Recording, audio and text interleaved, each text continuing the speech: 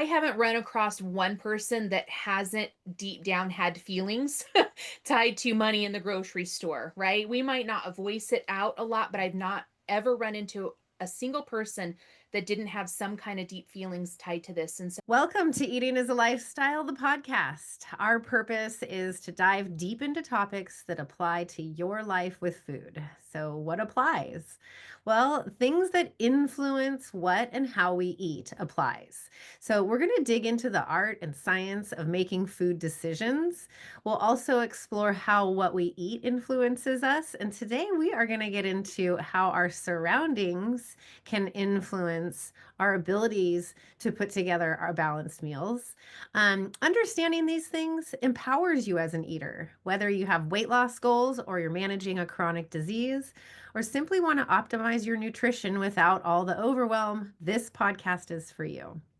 We are weight inclusive and anti diet. We promote intuitive eating and a realistic lifestyle approach to food and eating so that you can make healthy eating your lifestyle. Welcome to the podcast. I am your host, Toby Page. I am a registered dietitian. I consider myself a lifestyle dietitian. I specialize in nutrition that fits your lifestyle.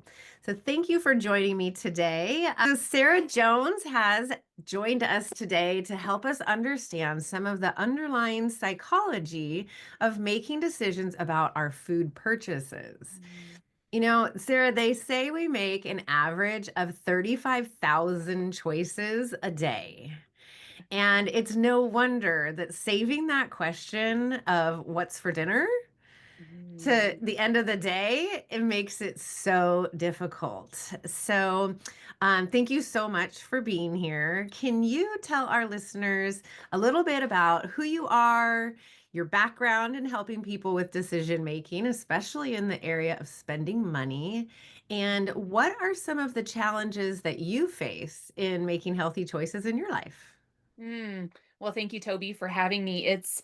That's a lot of decisions to make, right? That's a lot. And I think that when we do wait until the end of the day, it feels even more overwhelming because, our brains they're just done, right? They're done, they're tired. So yes, my name is Sarah Jones. I'm a full-time RVer. My husband and I have been on the road almost 4 years now. We run four businesses, three and a half businesses while on the road. It goes back and forth, and I know that sounds a little bit weird, but we're trying to kind of grow our actual travel business and getting some sponsorships and everything. So that's why I say like three and a half, four. Like we're kind of on the edge of that. But um, my background in helping people make decisions, I think it goes a long ways back, but I found that I was feeling really guilty with a lot of decisions that I made for a long time, especially when it was associated with money, right? In the grocery store, what I'm purchasing, how much, where I'm shopping, like that all plays into some of those guilty feelings, right? And there was some shame that started to develop. And a lot of it stems from our choices that we make. And so, long story short, I don't want to bore you with like the long version of all the healing and all the learning and all the challenges and all that, but I just discovered that the people that I talk with, money is a deep lying culprit and maybe like an accelerator of how we make decisions. Right? It's we make a lot of decisions based on finances, and I just wanted to help people feel more confident in their decision making. Right? I wanted to help people learn how to be more confident and not focus so much on the outcome of their decisions but on the process and how in which they make those decisions. And that really is an important piece of everything that you do, with all the work that you do with clients. And it's an important piece with business owners, with all of us, if we really want to feel fulfilled. So that's kind of the long and the short Yeah, of thank of you. it. Well, I'm just so excited to talk about your angle of the aspect of guilt and shame that you felt at the grocery store because there's a lot of guilt and shame that can be tangled up in the grocery store. Mhm. And from a financial standpoint, making decisions about what to buy, how much to spend, but then also the guilt and shame that people experience when they want to eat foods that they shouldn't be eating. And there's just a lot in there. And so I love that you're going to focus on our decision making process, and Mhm. so that the outcome feels right. It feels aligned with our truth and what we really wanted, and that we're happy by the time we Mhm. get those foods home. We're proud of them, and we're excited about them, and that we are looking forward to eating them and knowing how good they're going to make us feel, rather than coming home from the grocery store full of guilt and shame, regardless of what's in your basket, Mhm. because it can go any way, right? Right. I can Right. feel guilty for spending too much. I can feel guilty for buying the cheap one. I mean, there's guilt in both aspects. So would Mhm. love to dive into, let's start with before we even get to the grocery store, Mm. right? We're ready to make our plan. And I know that this is a really overwhelming, like, oh, you're kidding me. That's a whole nother ball of wax to sit down and plan for the next week. Mm. Now we know that if we do that, next week's going to go a lot better, right? And Right. so that's the motivation to do it. All right. So here we are. We've accepted that my week is going to go much better. And I'm sitting down to think about, what do I need to shop for? What do I need to buy? Like, how many meals is that for my family? Mhm. Um, some other questions that come up are like, what activities do the kids have that I need to drive them to? And are they going to participate in dinner, right? Like, are they going to eat it with us? Does anybody want to help cook it? It's just Mhm. all those questions. So here we are, we've accepted it's meal planning time, and I've got all these questions going through my mind. What Mhm. advice do you have for us in getting started with our meal plan? Yeah, so many. So I don't want to overwhelm people with just, the decisions and so many options and so many tips, but one thing that I really want people to consider, and I'm going to speak a lot of from the financial standpoint here, because I know it affects, the grocery prices are the number 3 concern for Americans, right? And so if people are saying, "Oh, I'm not really concerned," listen, it's the number 3 concern, so I know people are, right? Like and so everything, all the tips that I share really comes from a financial standpoint of it, because I know that it's a big player. Number 1, I always say break up this task into a couple of different days. If you try and sit down and do it all at once, you're going to feel very overwhelmed, because like you said, Toby, there's a lot of areas to cover, like what's happening this week, how many meals do I need, where, how much am I spending, like all of these things. So I always say break it up into different days of the week.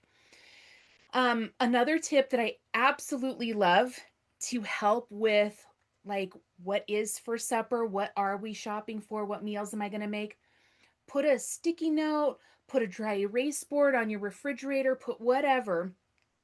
And every day ask your family, every member of your family, to write one meal down that they want.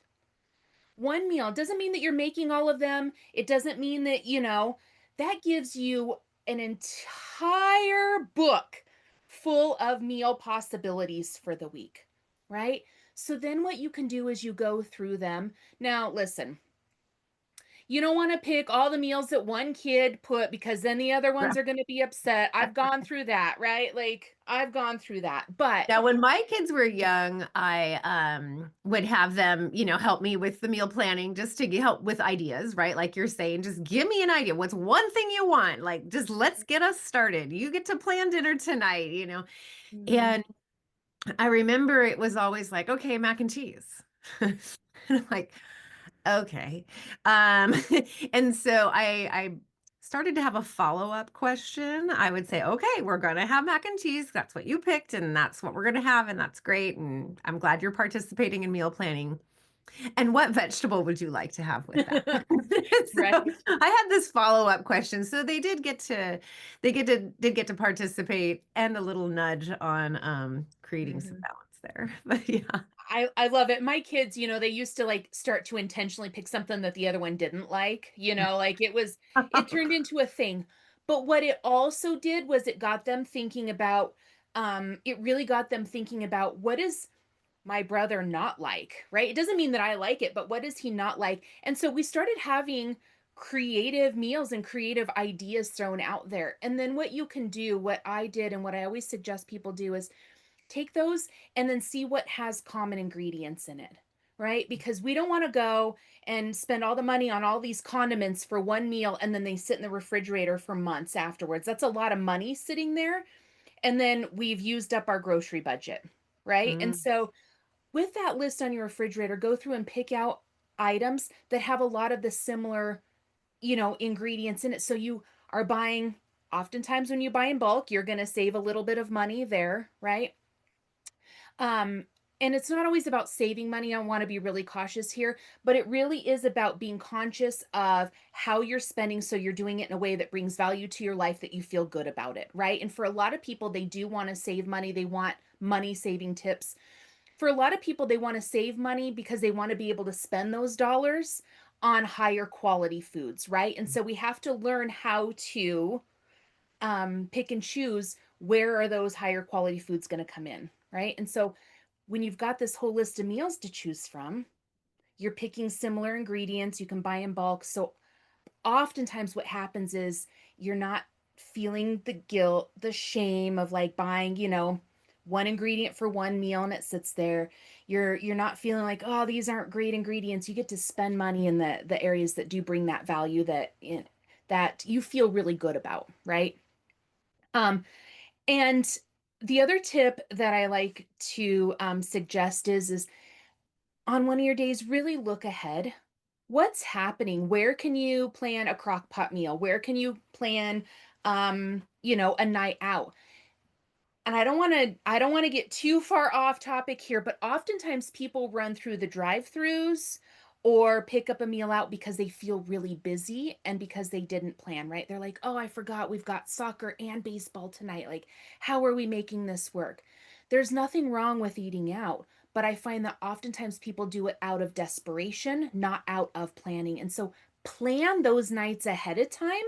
Hey, we're going to run through and grab a bite out to eat tonight. When you have that clarity, guess what you're doing? You're eliminating those on the moment or last minute decision making, Well, right? and then the guilt that comes with, well, it's like, well, I planned to do that. I intended to do that. I don't quite have that guilt of, oh, I'm doing this out of, like you said, desperation because I didn't have Mm-hmm. any choices. Yeah, there's always a choice. There's always a choice.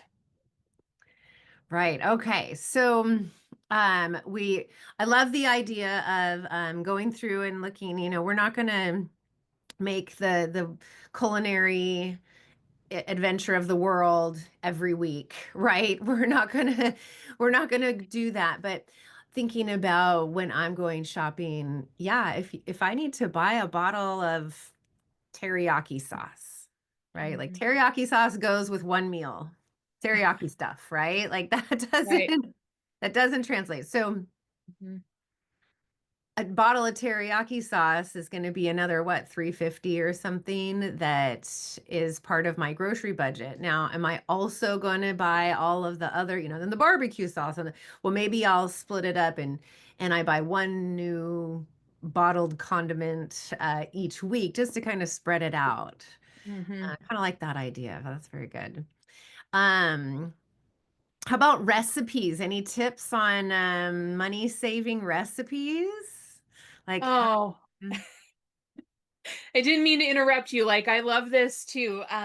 Because I think I am like, I don't know how to be a homesteader and a full timer at the same time. Like, I'm working on that, but I think that there's a lot of great ways that you can save money on recipes by substituting some ingredients, right? And so, um, y- you know, it, sometimes sauces, sometimes it's just the main ingredient. Maybe it's not, potatoes. Maybe you are using broccoli instead, right? And so you can buy it bigger. Maybe there's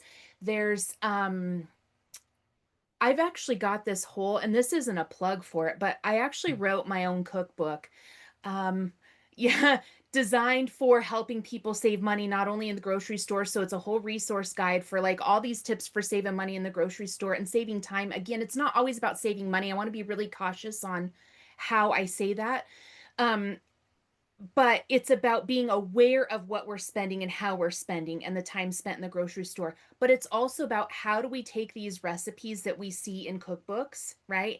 And make them something that's going to benefit us, something that we feel good about eating, we feel good about buying. And so I'm a big proponent of ingredient swaps. And they're all, I call them budget friendly recipes. And again, this isn't a plug. This is just, something because I am aware of how people spend money in the grocery store. And what's great is, when you're at the grocery store, a way to, help with the money saving recipes is decide, you know, do you want to buy all organic or not? Do you want to buy store brands or not? Where are your, because either is fine, right? Any way you do it is fine, but I want you to decide. Well, usually I do a little bit of a mix there. Mm.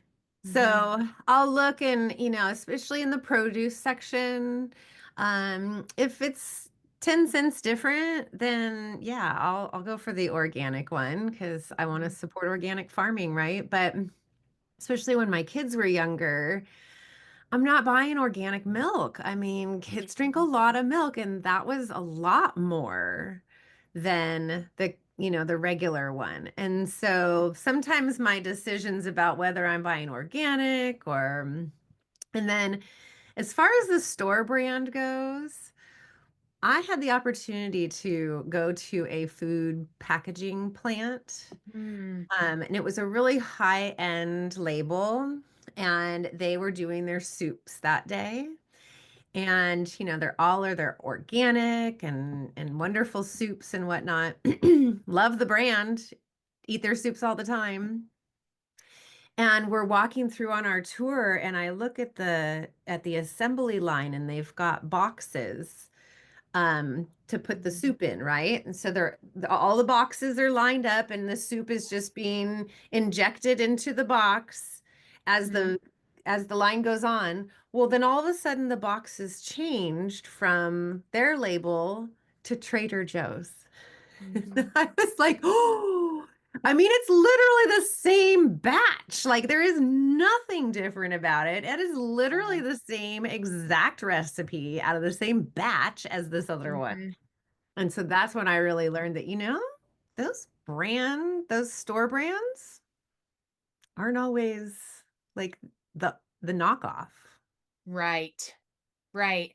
And I think this goes back to, not necessarily understanding it, but deciding where you want your dollars to go and what category feels a little bit more important for you, right? So if produce and eating the organic might be a little bit more important, you want maybe a little bit higher quality, but then hey, the store brands are pretty much the same. So here's where I can shift some of those dollars. Instead of buying the name brand box soup, I can get the store brand box soup, save a couple of bucks, but that couple of dollars then allows me to spend a couple of more, right, on the organic produce. So in the end, you're spending the same, but you're spending more according to what brings more value and you feel good about doing.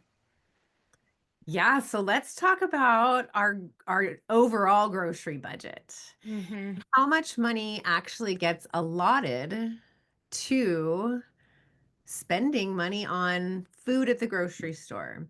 I know Mm-hmm. that since COVID, a lot of people got into the DoorDash thing. And so DoorDash is really easy. And I can get stuff that's not fast food through DoorDash. Mm-hmm. So it's pretty expensive. Mm-hmm. But at the end of the month, when we're looking at where are we spending our money, do you have any idea about how much most people spend on food? Like Mm-hmm. what portion of their income they spend on food? Yeah, that's so nuanced. It's nearly impossible to say because it's literally across the board. But what I can say is again, it's the number three concern for Americans when it comes to how, money that's being coming out of their account and into the grocery store or leaving, right? It's the number three concern. So what I will say is start at the beginning of the month, or, I'm not going to get into the whole budgeting and money planning, aspect, because that I could talk on that for hours as well, but plan ahead of time, right? Go through what you expect your income to be and where do you want your dollars to be going. We need food. It is an essential, it is a non-negotiable for every single one of us. So, number one, don't wait until after you've paid all your bills to see what's left for your grocery budget. Please, please, please do not finance your groceries. I mean, don't put them on a credit card and not pay that credit card off every month. Using credit card is fine, but if you're not going to pay it off, you are financing groceries. And please, please do not do that. There are 100 other options for you. All right. I want that money to be coming, front and center.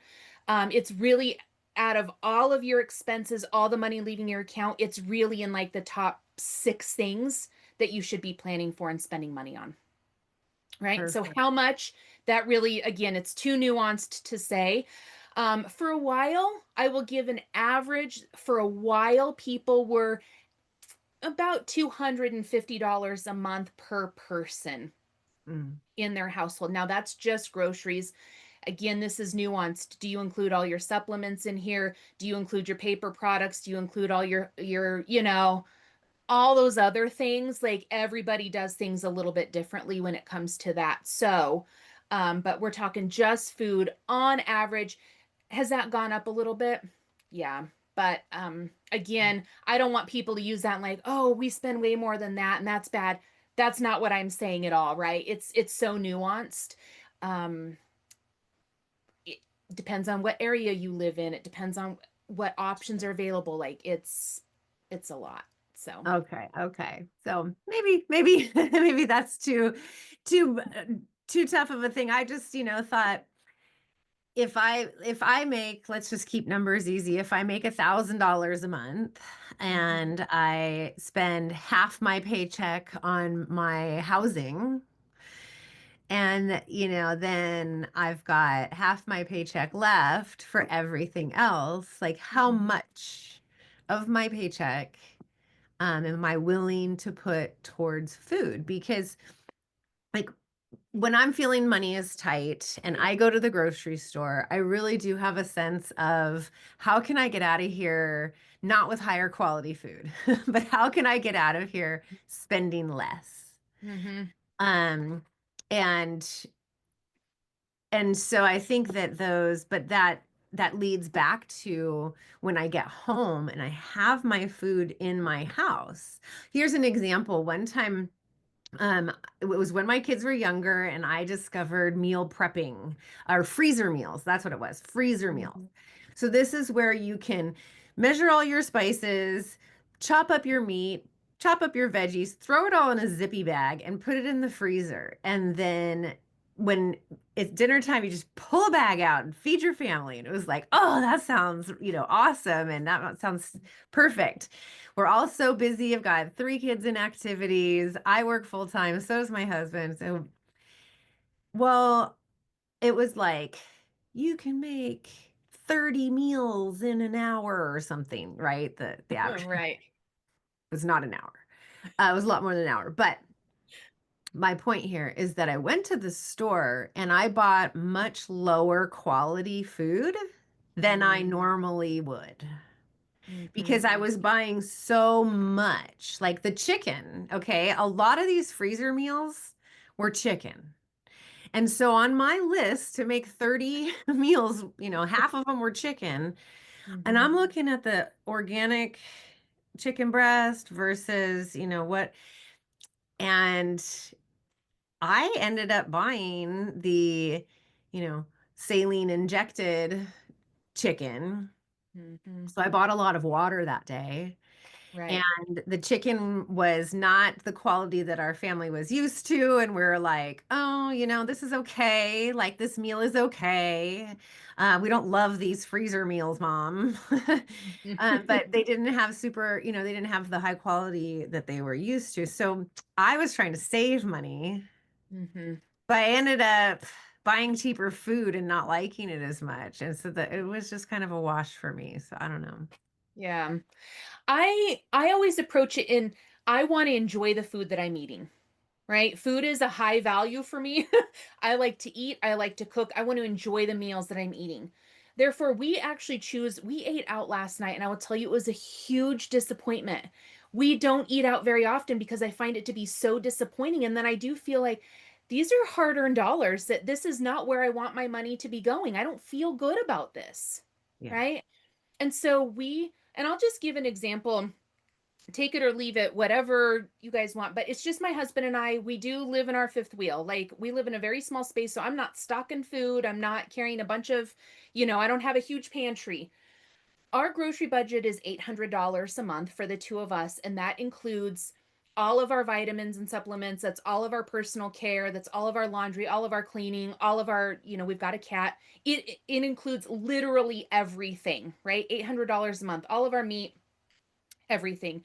We do a pretty good job of sticking with that. And I make a lot of stuff from scratch. I don't feel bad about spending that $800. Mhm. Why? Because we're eating good food, we're buying really good quality, and I know I no longer feel like I have to get just the cheapest thing because quality is the number one importance for me when it comes to what we're eating. I want good quality. Price is secondary. And I really want people to look at that. And I full well understand that we have to be concerned with how much we're spending. But here's where you get choices, swaps. Here's where you just say no to some things, right? Here's where you just learn to say no. Do you really, I don't like the word need or want. I don't like to associate that with, our foods or with money or anything because it creates this sense of like guilt and shame and restriction and everything. But what can I have for snacks? What can I make that's going to be affordable but really healthy that then uses the ingredients that I already have, or maybe just a little bit more that prevents me from needing to buy something in addition to, right? And so, Use um, it up. Use it up before buying more. Yeah. right, right. And so I just want people to go know ahead of time how much you want to spend. Plan your meals. Take the time to really plan those meals around how much you want to spend, what's important to you value wise. If you're um, dietary needs, all of our dietary needs change over time. We might need more of something or less, or maybe we're on a health journey. We want to start, switching out some things for, some different options so we feel better. We have to learn to be flexible with it, right? But taking that time ahead of time, like how we started out talking, about that planning and those decision making, taking a little bit of time and breaking it up really does help you plan further ahead.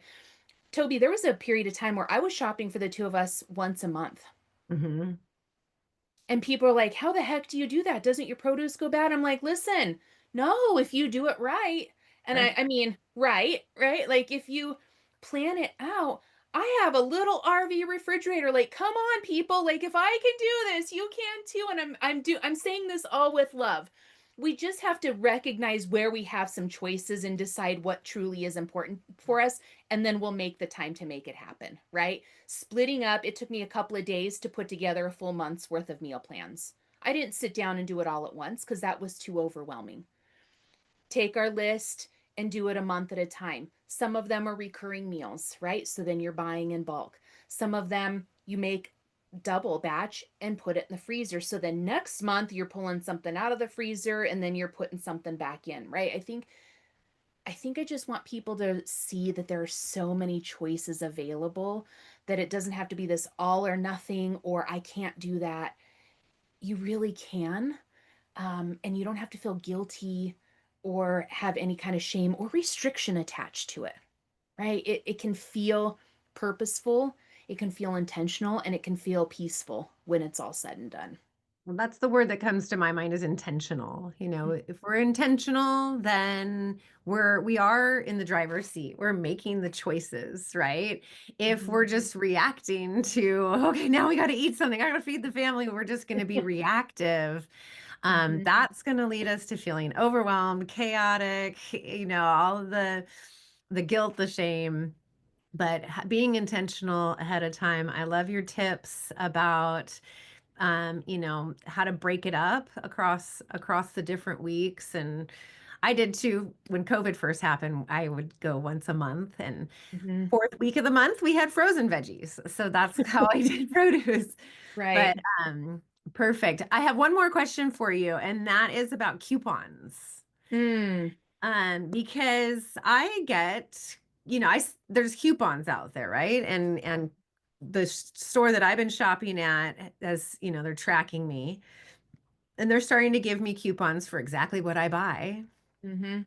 which is kind of nice because that's always been my gripe about all the other coupons is that I don't ever buy that stuff anyways. Mhm. And so it's not like I'm saving money if I have this coupon for this box of cereal that I would never buy anyways, right? So, do you have anything to say about coupons?